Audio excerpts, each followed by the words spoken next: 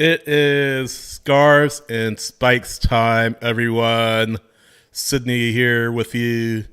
Tyler here with you. What's up? Tommy not here with us, unfortunately. Man, Tommy is having a I'm good sad. old time right now. Yes, He said, Tommy. Yes, Tommy is unable to make it tonight. I'm nothing bad, but nah. he's going to make it this time around. But he will be back next time. A non game week edition, Tyler, of Scarves and Spikes, letting you know that off until not this coming Saturday, but next Saturday against Inter Miami, and of course Lionel Messi, who may or may not play, depending on how he feels after a trip to Bolivia. He'll play. But I think think he'll play. so. Yeah, I mean, I especially could now think he that, will. they didn't come in doing everything they needed to do in their MLS matches. Yeah, They've got to win, right? So I think until they have it more or less in the bag, yeah. Messi's going to play as much as possible. Now, granted, he's a human. He's still got to rest, but um, I think he'll be good, even if he just makes a cameo for 15, 30 minutes or so. Tata wouldn't do that to us, right? He wouldn't keep Messi on the bench for the whole match, No, would he? no. I hope not. Yeah, I feel like he loves Atlanta too much to do that. I But mean, I like to think he does. I also yeah, like to think all these stories are going to play out in the best way possible, but who knows? We'll see. we'll talk about international calls for Atlanta United a little bit later on. Also talk about last Saturday's match against Dallas. 2-2 draw. It is a point on the road. Fortunately, Atlanta United letting another lead slip away. I'm not as I don't know. I'm not as upset about it, Tyler, as I would be earlier this season. It just feels a lot different than it did earlier this season when they were letting results go left and right.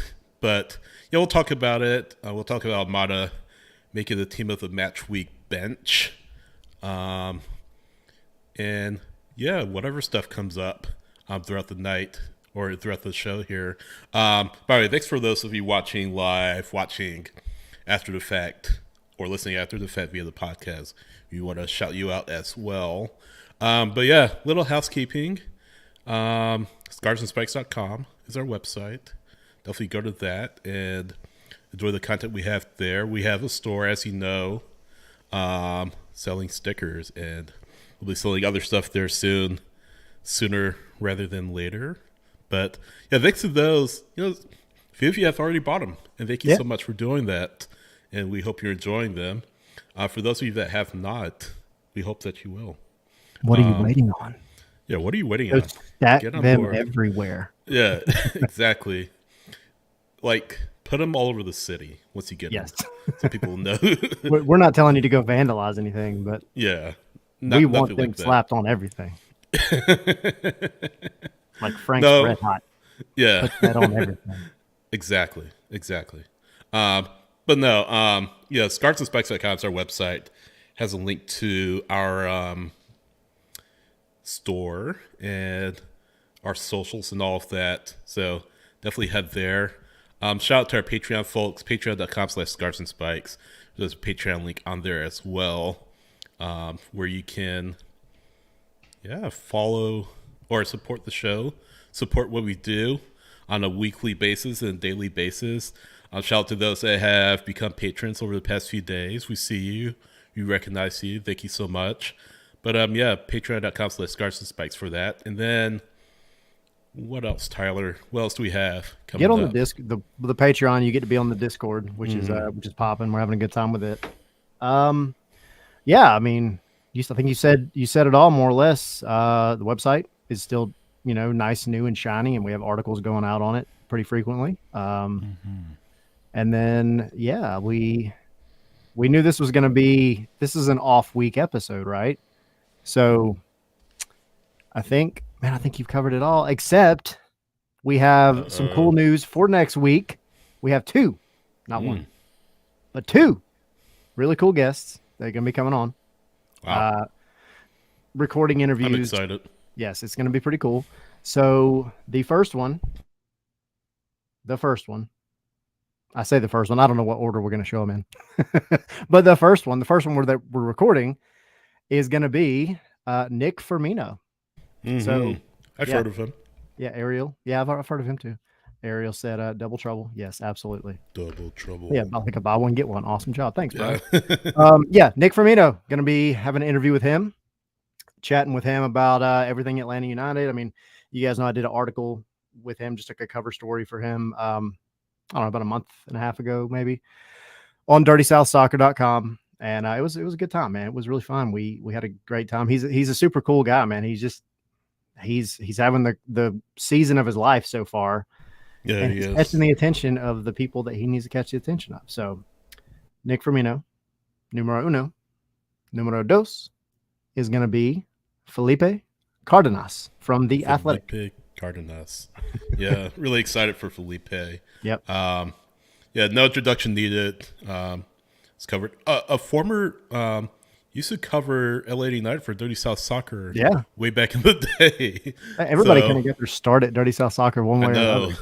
Sam Jones, Joe Patrick, Rob Usry, just we're a factory of Dirty South Soccer. Hey, Jason Longshore had a couple of articles on there. Jason Longshore. I feel like John Nelson from Soccer Down Here wrote for them a few times, but yeah, just a regular factory of talent out there. But yeah, Felipe will be joining us, and really excited to get his thoughts. I mean, he's been down there in South Florida, covering Inter Miami, what's going on with them, Messi, and all of that. So really excited to get his take and his thoughts on everything that's going on around there, and yeah, looking forward to it. Yeah.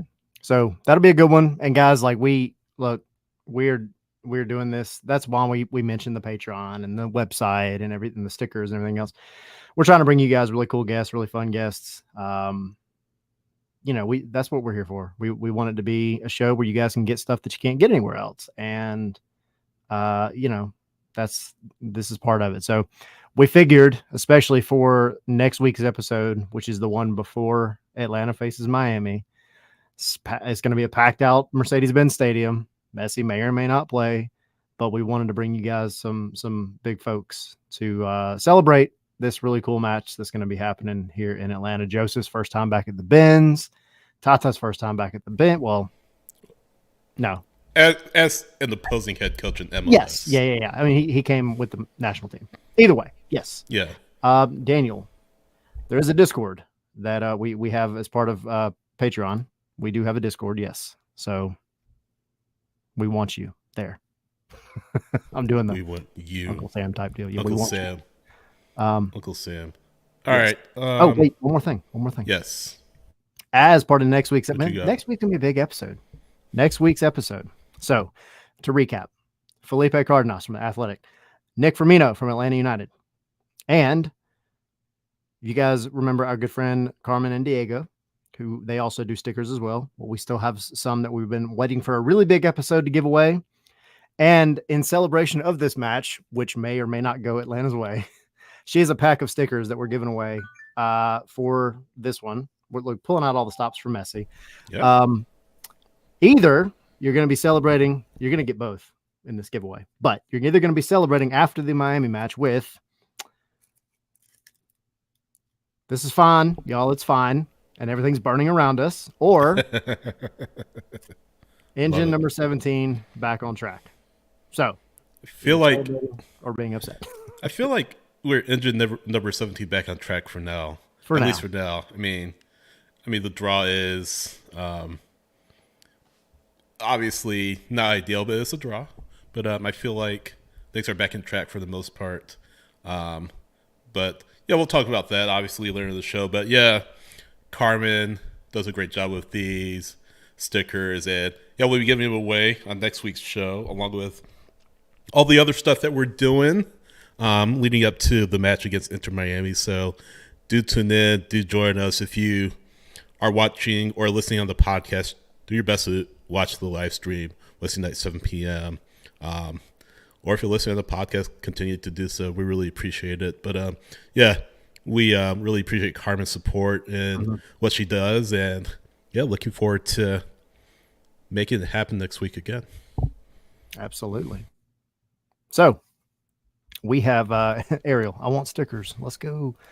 Brian saying these stickers are dope. They're really cool. Again, for those of you watching after the fact or listening after the fact on the show, go check out our social media. You'll see them.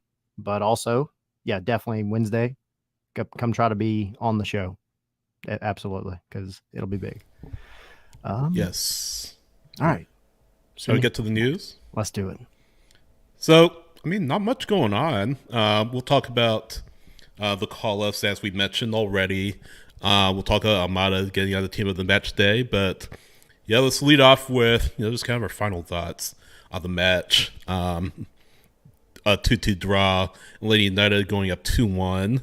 But unfortunately, Bernard Kamungo scoring right after to level the match, and Atlanta United ultimately unable to get the lead back on Dallas. So if you do have to settle for a 2-2 draw, and again, and I said it toward the top, Tyler, I mean, it doesn't have the same feel as it did early in the season when Atlanta United were dropping points. Just feels a little bit different. Granted, the lineups were different. You saw Sosa starting out there in midfield with... Yeah, you saw him starting out there in midfield instead of Muyimba, which I understand just a little bit because, he's been essentially starting pretty much every match he's played in the Atlanta United kit. So it makes sense to give him a little bit of rest. But I know you tweeted it out that the midfield was like night and day without Muyimba out there. It was Sosa out there. And I agree. It looked a lot different. Didn't have the same feel to it. LA United just looked stretched a lot of the time. Dallas were really able to stretch the field and get behind the Atlanta front line a number of times during the match, and they paid the piper really. Kamungo scoring the equalizer, what ultimately was the final goal of the match. It ended 2-2, as we said, but yeah, for Atlanta's part, Giakoumakis getting back onto the score sheet. Great header, another great header. And then beautiful header. Yeah, indeed. And then Saba getting back on the score sheet. Good goal for him as well. And I believe it's, 2 goals for Saba now? Yeah, and 2 in not many minutes. So that's a good sign for your right winger for sure. Yeah, and we kind of talk about... Again, our Ruju, and unfortunately his kind of inability to really get much going. But you have both your wingers have really affected play for Atlanta United since starting with the team, and that's what you want to see.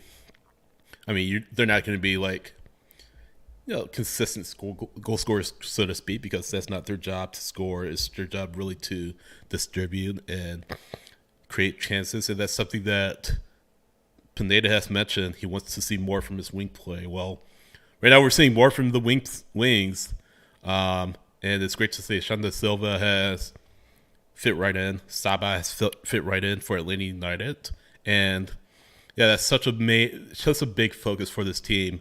It's getting those two guys going, especially with playoffs not too far away. So, again, this is a draw. It's a little bit disappointing that they couldn't hold on for all 3 points.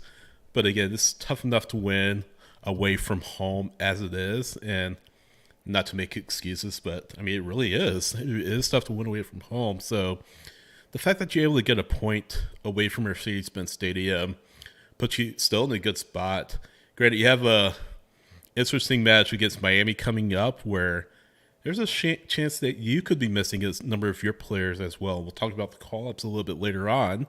But, yeah, a point that on the surface seems a little bit disappointing, but really, I mean, it keeps Atlanta United on track. So it could have been a lot worse. A point is better than no points.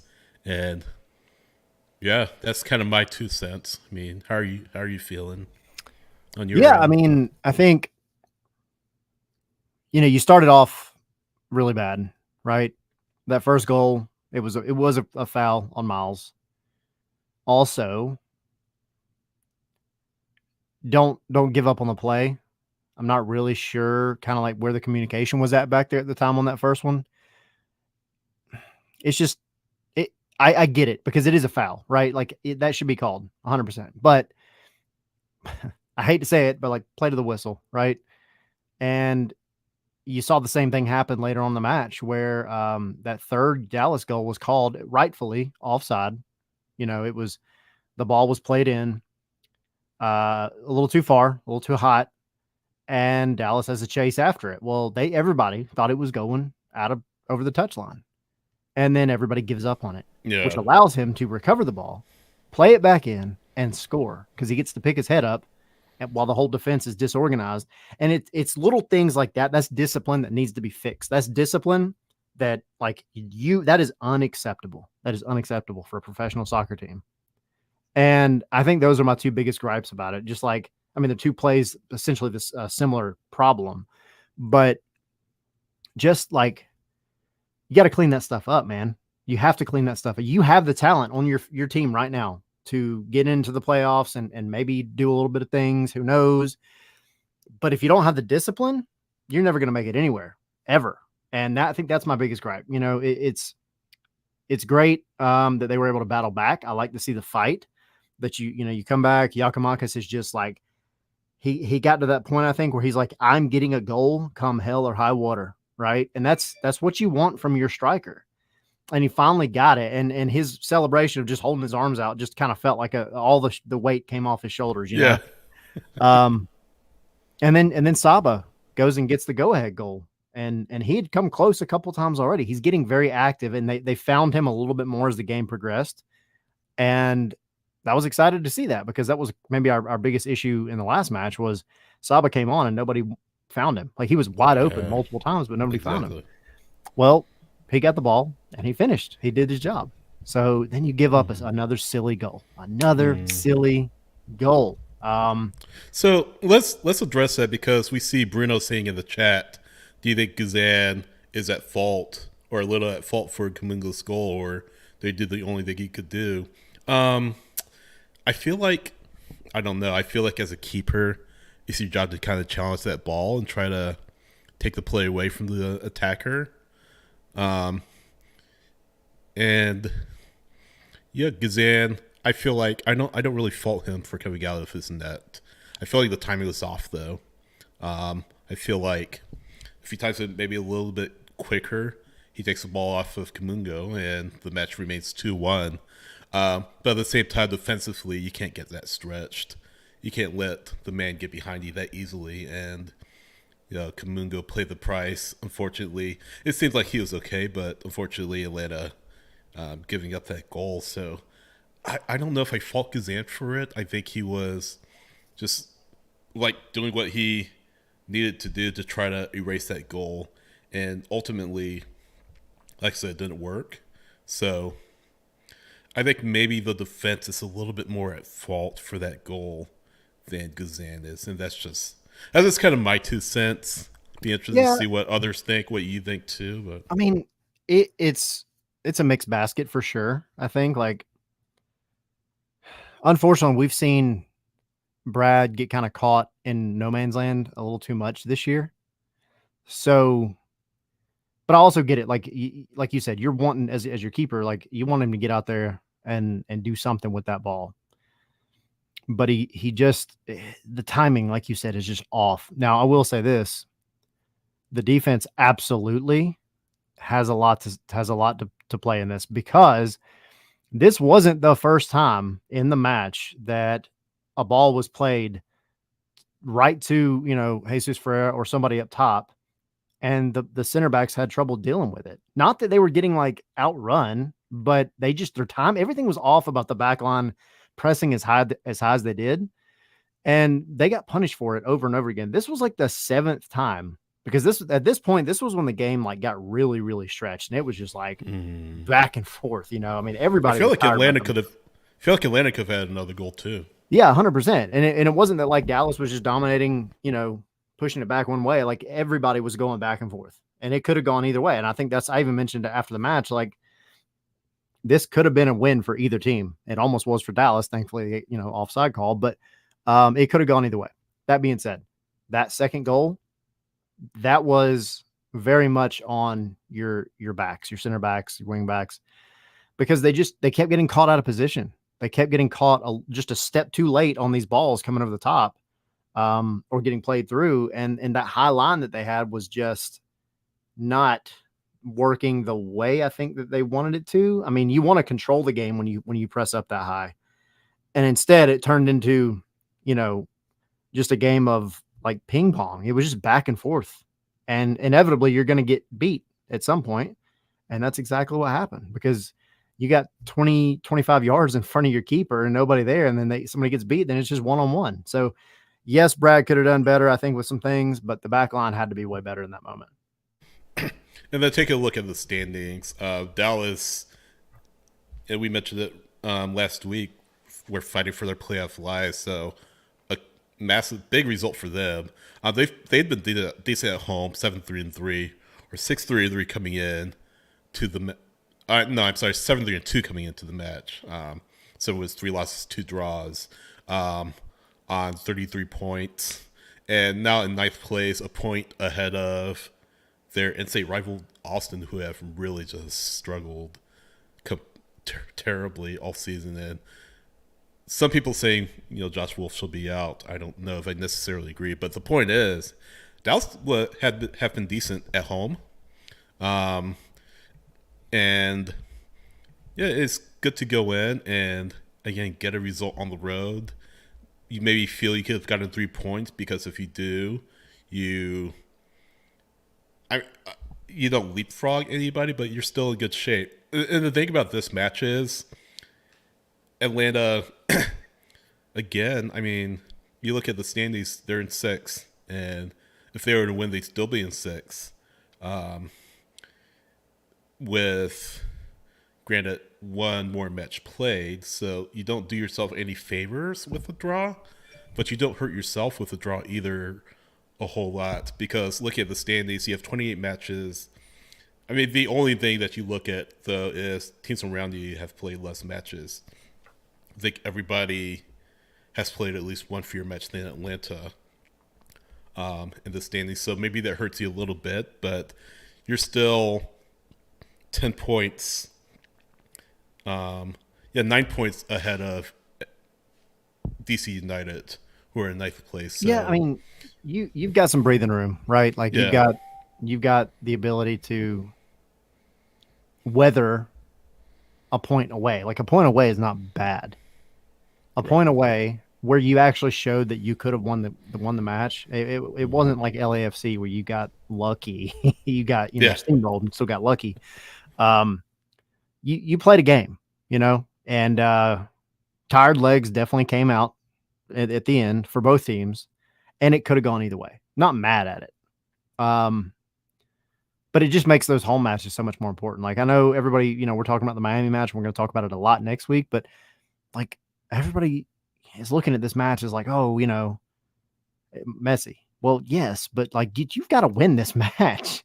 You have to win this match. You have to find a way to win. And if you go back and look, right? Yes, everybody's always going to look at the Leagues Cup and think, well, Messi just helped Miami steamroll through, and they did.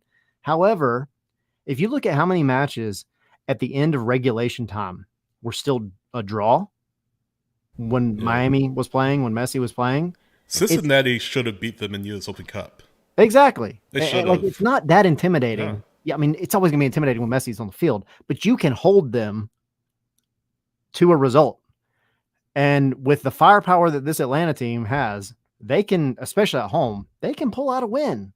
It ain't going to be easy, but you've got to handle your home matches, and you got to try to get something on the road for the rest of the year. Yeah, I mean, Messi can't play defense. So, I mean, he can do a lot of things, but that's one thing he can't do is play defense. So that's going to be something to take a look at too. I mean, how Atlanta United, can avoid getting, I guess, starstruck. I don't think they will, but still at the same time, they better not again. No, exactly. It's going to be a very confident side, much more confident side than they were at the beginning of Leagues Cup. But yeah, I mean, the 4-0 Atlanta United is just going to want to forget all about. So I don't think it'll be that bad, but Miami aren't invincible. So Atlanta need to be ready to go right from the jump and avoid let that at home in front of 70,000 fans who will probably most of them will be there for Messi anyway, unfortunately. But let's talk about this real quick. And someone brought it up in the chat about Jamal TRA. And Jamal TRA is still waiting on his visa, as Ariel kind of alluded to in the chat.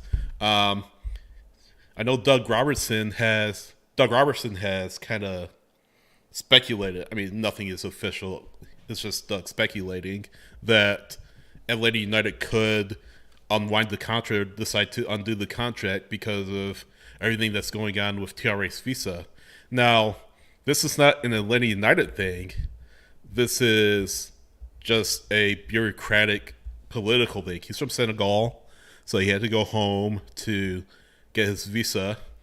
And it's not like the US where you feel like you can get it done in no time, or in Europe where you feel like you can get it done in no time, relatively speaking. But parts of Africa aren't very politically sound, stable. politically stable. Yeah, that's the word I was looking for, stable. So I don't know about much about Senegal. I mean, they've had their issues in the past, as you know, we all know. But yeah, the political climate in Africa and a lot of countries in Africa isn't very good. So I feel like that plays a little bit into it, just a bit. But again, it's not a Atlanta United thing.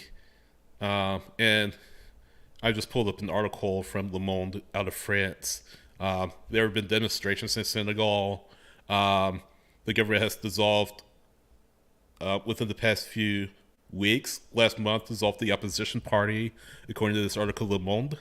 There are 2 people that were killed in demonstrations, and again, just unrest in the country that has cropped up. So this is not an Atlanta United thing. This is, again, a political thing, and nothing really Atlanta United can do about that. I'm sure they did their due diligence as to what could happen, but again, they can't predict the future.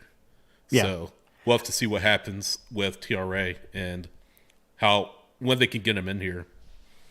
Yeah, I mean, and that's the thing that people kind of have to understand. Like, visas are always funny. Paperwork with the government is always funny. Senegal, certain portions of their people have kind of an anti-Western sentiment right now, which is, you know, I don't know enough about it to even make an opinion, but if that's how they feel, that's how they feel. Like, they've been under French rule for I don't even know how long, and some of them are tired of it. So,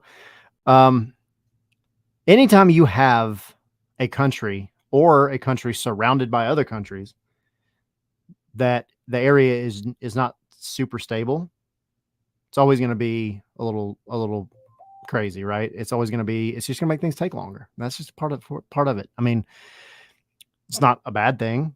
It's not a good thing. It's just how it is. So my only thing I think when it comes to Atlanta United is, I don't know that you can do anything different. He is an Atlanta United player right now. Like, he is on this team. It's not like they signed him on a contract from another team. He was a free agent. So there's no possibility of any kind of clause in there that says like, oh, you know, you can go back to your other team if you can't get a visa within whatever, 30 days or 60 days, whatever. I don't know. Now, there could be some kind of clause that says if you cannot secure your visa in X amount of days, then we reserve the right to go ahead and cancel the contract. Where I have an issue is, and the wrench might get thrown in, is how does that work with MLS? How does MLS look at this? Because again, he is a player, and you've already used your buyout this year on Joseph Martinez. You don't have another buyout. So unless there's something in the paperwork that says you can move on if he can't get here in a certain amount of time, I don't know that there's anything you can do at all. I think you just have to wait.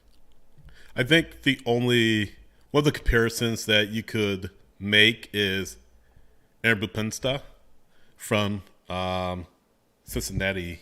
He signed for Cincinnati, but that was back in June. I feel like the situation in Gabon, which is where he's from, is a little bit different than it is in Senegal. Again, I don't know the whole African political climate, but I feel like that's sort of somewhat of a like for like.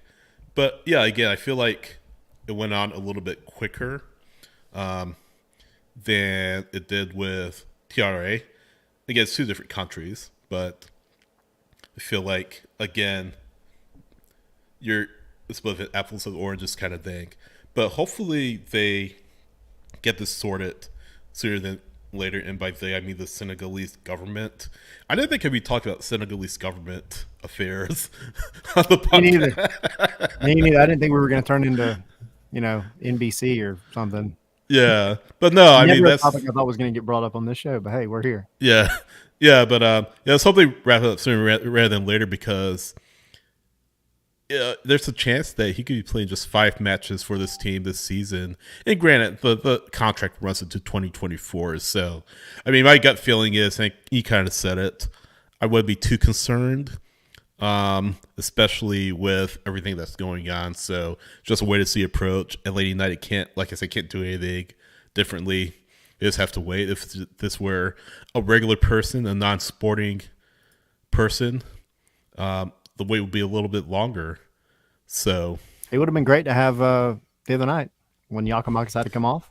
yeah, And again, I'm not trying to hit on my guy, but Miguel Berry got out there and I saw him for all of 2 seconds and he just disappeared. He just disappeared, man. And it's not what you need your striker to do. Like Yakimakis can't do it all.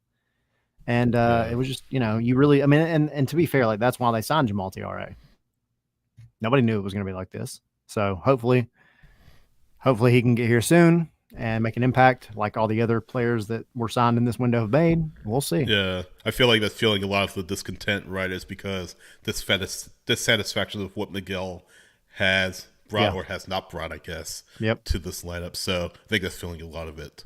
So yeah, Dallas 2, Atlanta United 2, and next match for Atlanta United is next Saturday against Inter Miami and Lionel Messi. Almada was named to the team of the match day. He was on the team of the match day proper last time out, but named to the team of the match day this time against Dallas. A good bounce back performance from was really frustrating night against Cincinnati. I mean, everyone in the attack, I feel like most people in the attack was frustrating. Like Yakimakis certainly, Almada certainly. And I feel like that's kind of my thing about Almada is they tries to take on too much and he just presses a little bit too much and he tries to make things happen. And that's where he makes his mistakes. But again, a good bounce back performance for him. And you want to see that chemistry continue to build between him and the forwards because if that happens, Atlanta United is just going to be a dangerous team going down the stretch. Yeah, another good assist for Almada. That Yako Thiago connection continues to shine, and it shined once again, and hopefully more of that down the road. But yeah, Almada team of the match day bench for MLS, and he had 4 shots as well. Like he was, he had 2 on target. He was more dangerous, absolutely, than he was in the previous match. They just did a really good job of frustrating him. Dallas, not so much. I mean, he was still able to get on the ball and do stuff. It definitely helped when Muyumba came on, gave him a little bit more space because, I was getting so frustrated because I watched in the first half, especially. We haven't seen it since Muyumba got here much, but when Muyumba wasn't on, you had Thiago Almada having to drop way, way back again to get the ball. And then he's got to progress the ball by himself. Sometimes it feels like, 60 yards up the field to even get in the position that he's supposed to be in the first place. That's not good. That's not what your number 10 needs to be doing. That is the job of your number 8 and your number 6. Man, I'm not trying to dump on people, but Santiago Sosa really, really irritated me in that match. And I understand he got an assist. He got the assist on the Saba goal, but that mostly was Saba anyway. Sosa just as a real quick byproduct. Sosa, it really irritated me because there was one opportunity. Again, the game was stretched out. Dallas was hitting on a counter. I watched Sosa because I wanted to see what he would do because we haven't seen him in so long, right? He made the run, just, full head of steam coming back. And I'm like, all right, well, he's chugging along trying to get there. He stops at the top of the box, and the runner that he was supposed to be marking continues into the box. The ball gets played into the box. Guess who receives the ball? The guy that he stopped marking, and he puts a shot, and it almost goes in. And that it's just those little things drive me insane. Again, discipline. That stuff drives me insane. Like Sosa needed a good game. He's been essentially marked out of the starting 11 for a while. You didn't do yourself any favors in this one. Just because you got an assist, to me, that's nothing. Like you put in a good ball to Saba, who was wide open, and Saba did the rest. Yeah, that's a terrific run for Saba. I mean, that was a good pass from Santi. But anyway, yes, back to Almada. Team of the week or team of the match day, whatever. Good game, solid game. It was nothing like super crazy, super impressive, but it was Almada doing Almada things, and that's what you need out of your number 10. I think he's dropped down my MVP power rankings just a little bit. Yeah. I feel like he's still up there. I feel like him and Acosta are kind of your leaders at this point. Yeah. I feel that Henry Mukhtar is still going to be in the conversation. He's always going to be in the conversation. But then again, Nashville maybe have a little work to do if they want to stay in the playoff picture. So I feel like, that's your 1-2 right now. Yeah. At least for me, it's Acosta and Almada. Now, Lucha may get it because since they are going to win the Supporter Shield, so he may win that. But, I mean, the vote's going to be interesting, especially if Almada or Atlanta can make a push up the standings throughout these next few weeks. I think they're going to give voters a little bit to think about. But, I think he still leads. No, he does not lead. Almada does not lead the league in goal contributions or total goals contributions. Yeah, I think that's Acosta who leads that department with 24.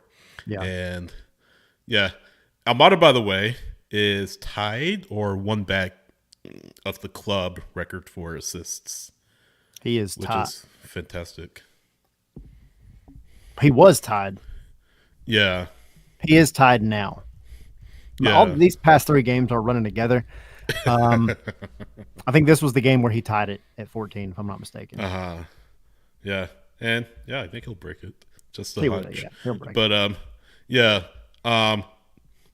Single season assists, I don't have it in front of me right now, but that's nothing to sneeze at what Almada is doing. And I think he's, like I said, he's down in my power rankings for MVP behind Acosta at this current point in time.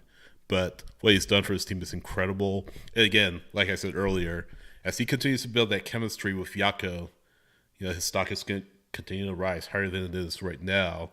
Jaco, by the way, is one back of the Golden Boot lead behind Mukhtar and tied with Acosta. So yep, he needed the goal in this one too. He really did. This was really important to get that monkey off of his back, and I think especially going into this break as well, that was the best thing for him because he can go, he can play a different form of soccer with Greece, and then come back, and you're going to need him to be all in this Miami match for sure. And I saw Ariel a little while ago had asked, am I making the call that Atlanta gives Miami their first post-Messi loss? Yes, I am.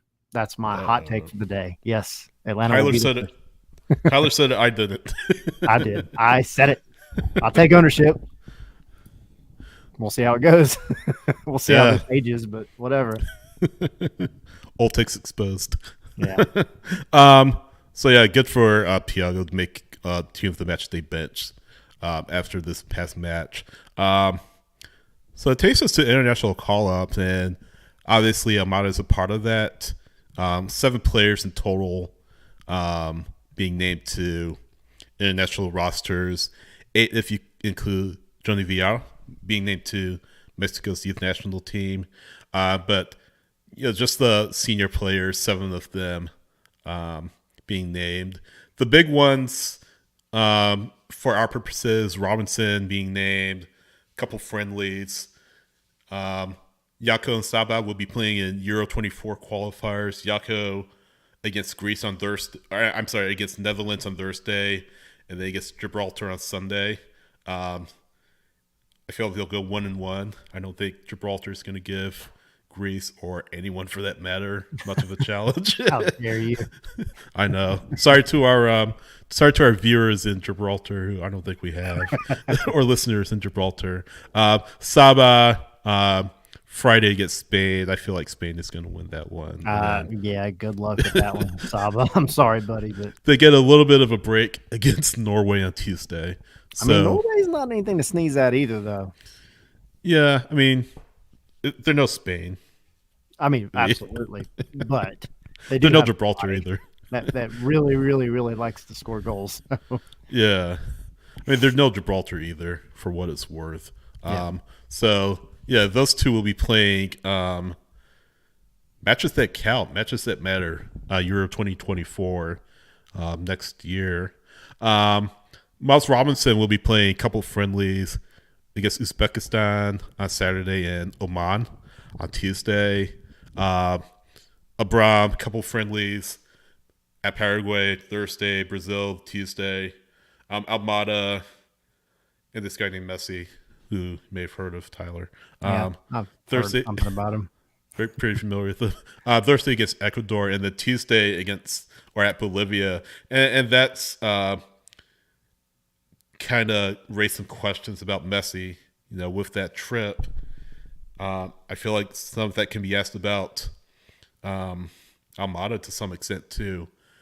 Does Almada see the field? And if so, how much time does he play? Abram, how much time does he play? Miles, too. I feel like it'll be less of a strain from Miles because he'll be in the U.S. already. But for Abram, Almada, you have to ask questions about them. Maybe Saba.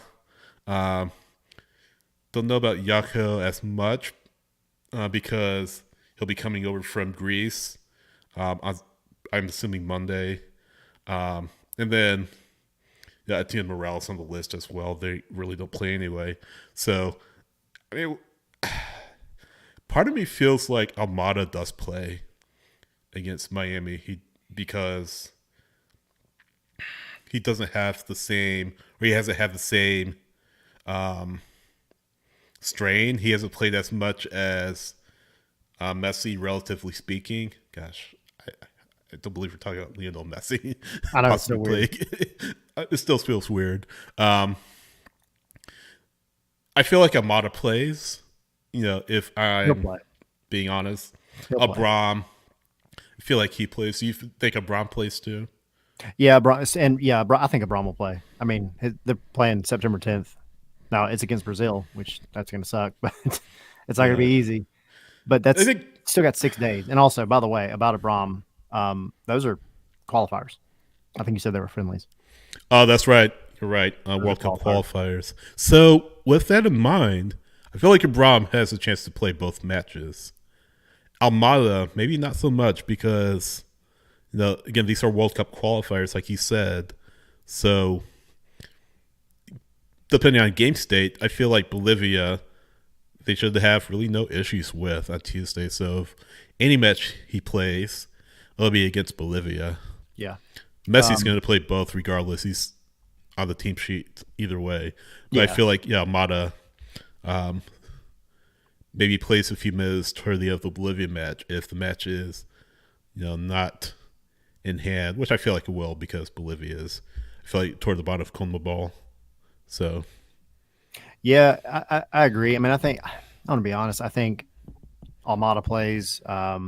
Speaking of Bolivia, the one that we haven't mentioned, I don't think you mentioned, is Efrain Morales. He is he got called up because he's Bolivia's senior national team roster for the first time. So yeah, he's playing Friday against Brazil, and that's terrible. They have the worst like pair of matches. Good luck, and Bolivia. Then they're playing against Argentina. That's terrible. No pressure. Yeah, good luck, my friend. I'm so sorry, buddy. Currently 83rd in the FIFA rankings, so yeah, that's all you need to know about Bolivia. Yep. But no, I mean, I think Abram, he'll play both of the matches. Here's the thing about Abram that's interesting to me. Peru has a brand new coach. So I would like to think that just maybe for continuity purposes, Abram would come in and probably be one of your starting center backs. I think he's earned that spot. He's shown that he can do it. And he's also been playing better for Atlanta over the past couple of weeks. So either way, though, like you've got Paraguay, which it's not easy, but then you have Brazil. That's going to be tough. So, but he's also got 6 days to recover. And it's not like he's crossing a ton of time zones. He's just taking a really long plane flight. So we'll see. And then let's see. Did you mention Etienne? Etienne's the other one. Yeah. I mean, he played Tuesday against Jamaica, but again, he doesn't really play anyway. So Yeah. however, yeah, but he'll be with Jamaica. I mean, Haiti against Jamaica. So got to shout him out too. But yeah, I mean, looking at it, man, like Giakoumakis, again, their last game is September 10th. Again, that's 6 days to now. Granted, he's crossing a lot of time zones, so that's a little bit different travel wise. But you still got 6 days, right? That's good. Saba, I think you see him for maybe a half against Miami, 30 minutes. I think maybe a half. Yeah, Almada, I don't know, man. I think he'll play. I think he'll play the full match. And then Miles. I mean, look, if Miles is given any trouble by Uzbekistan or Oman, You gotta have to have some questions. You gotta have to have some questions. yeah. I don't, and obviously, like, they're not going to run him crazy either because they are friendlies, right? These are not, I mean, there's really you're just trying to get people out there. Did Greg Berhalter get the message though? I don't know. That's a good question.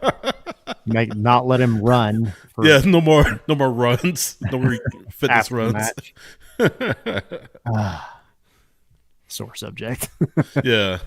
But I feel like, to bring it back to Miami, I feel like Miami are a little different situation because they have more players. I think 9 players I saw, if I'm not mistaken, going for international duty. Messi, Calendar, I think, got called in to the U.S. Yep. Not Kromaski. And then I don't have the list in front of me, but I feel like there's going to be a lot more decisions to be made on their side than it's Atlanta. So maybe that plays into Atlanta's favor.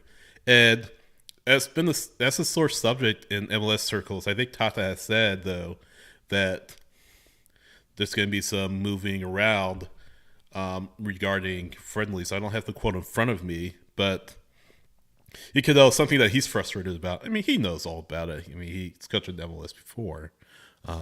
But let's see.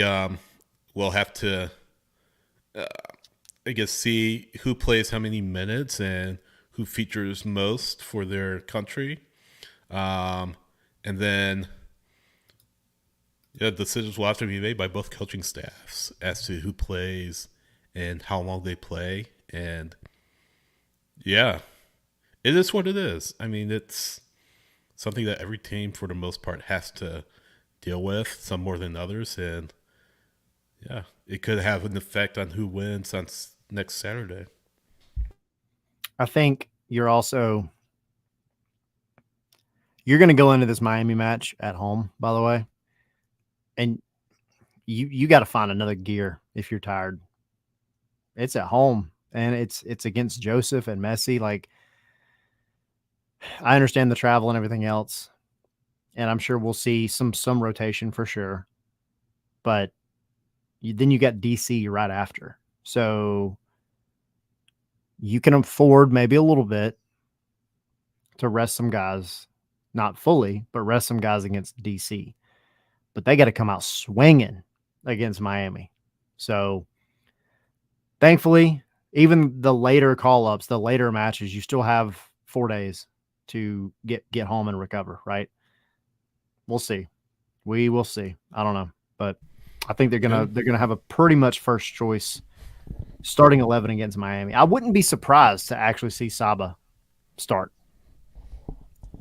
I think he'll come on like at the half, but he's to me really the main one that I'm like, I don't think he could start, he could not start, but I don't see them not starting Almada, Giakoumakis, Miles like that. I just don't see Pineda doing that. You don't see that? I don't see Pineda not starting. Oh, not starting them. Okay, got it. I actually, you don't see him starting them. Oh, I got a little confused. Like, my bad. He better. A long day. Been a long day. Yeah. But international matches coming up. A couple of MLS matches this Saturday, so hopefully nobody gets hurt and everybody comes back nice and fit for the home stretch of MLS. What else is on your mind? I feel like we hit on everything, but I don't know if we missed anything or not. It's a non-match. It's a non-match show, so I'm not previewing a match or anything like that. We don't have a guest. I feel like, Tommy's out eating dinner. Oh, actually, there is one thing I wanted to hit on. What you got? Because again, we tend to we want to bring you guys all the news. I'm stalling because the article decided not to load. There we go. Okay. The Academy announced the staff and competitions for the 2023-2024 season. So the Academy, as you guys probably maybe recall, we talked about it on the show a lot when it happened, but they did really, really well. All of them. You've got U13, 14, 15, 17. They all did really good in MLS Next this past season. Kevin Kratz's side annihilated everybody. They had like some absolutely ridiculous win-draw-loss ratio where it was like, I think they drew one game and maybe lost one game and the rest they won or something. I don't have the number in front of me, but it was wild. And then, of course, they won the championship. So this coming year, you have U13, U14, U15, and U17 all in MLS Next. Then the U19s will continue in the United Premier Soccer League, UPSL. And all the MLS Next teams kick off on September 10th, so right around the corner. Let's see. U13's led by Bruno Ramos. This is his second season as head coach. He used to be the director of futsal and events development at the Richmond Strikers. Will Bates, former University of Virginia and Seattle Sounders first round 2013 MLS Superdraft pick, comes back to coach the U14s. They were the ones, you may have seen some stuff on social media about it. They were playing a tournament over in Amsterdam, and they finished in second, which is a big, big deal. So Zach Harold, 2010 MLS Superdraft pick, fifth season, and he's going to be coaching the U15s. Steve Cavino, who's been here since the academy started, will coach the 17s. Kevin Kratz is stepping, not down. I don't want to say stepping down. He's just moving. He is going to be still there. Yeah, he's still there. He was the one that coached the U16 team last year. He's going to be joining this U17 team as an individual development coach. And then the U19s, led by Ricky Davey, who was a former assistant coach of Georgia State University. And you had 11 players from the Regional Development School. Regional Development School, if you guys don't know, they kind of like a farm program where they go out to areas around Atlanta, Metro Atlanta, around the state, and they're looking for talent, and they're bringing talent to the academy. They have tryouts. They have a whole process they go through. So you've got 11 players that were part of that are coming into the academy, which is really neat. And so lots of cool stuff happening with the academy coming up. Maybe the next Atlanta United first team players within that room. Yeah, that's the thing. I mean, it's crazy to think about, but I mean, that's where Caleb Wiley got his start. That's where a lot of these guys got their start that we've been talking about recently. So, it's there for a reason, and it's doing its job. That's the big thing. Like these teams are not, coming out against their respective opponents and laying an egg. Like they're doing a really, really good job. Like when we'll talk about the U16s again, but like Kevin Kratz, he annihilated everybody last year. That team was wild. So, It's just they're doing the job. I will throw out another name, Richard Wolf. If you don't know the last name Wolf by now and you're an Atlanta fan, I don't know what you're doing with your life, but Richard Wolf, I think I want to say Tyler's uncle. I don't know. Sounds right. Anyway, he's the academy analyst. So if you didn't know, it's not just one Wolf that's at Atlanta United. It's two. Wolves, multiple wolves. The Wolves, and then of course the other ones are over at Austin. But except Tyler. Yes, Tyler and Richard are here. But yes. So yeah, lots of cool stuff going on with the academy, and super excited to see how that plays out this year. Yeah, and we'll be keeping an eye on them and passing like any pertinent updates on the academy kids. Yep. Yeah. I think that's it. I mean, do you have anything? I can't think of anything else. We need a match. We need stuff going on. I know, it's weird. We'll definitely have a lot to talk about coming up because of all these international matches.